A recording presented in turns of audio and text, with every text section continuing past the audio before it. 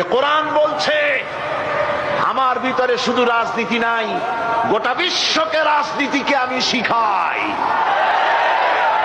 অর্থনীতি শিখাই, পৃথিবী চলবে কিভাবে তা আমি দেখাই। এই জন্য এই কোরআনের আসল মুফাসসির তো আমি নই, কোরআনের আসল মুফাসসির তো মাওলানা সিফাতুল্লাহ সাহেব নন, এর মুফাসসির তো মাওলানা আবুল কালাম আজাদ সাহেব নন, এর আসল মুফাসসির তো মাওলানা কামাল উদ্দিন জাফরি সাহেব নন। এর আসল মুফাসসির কে?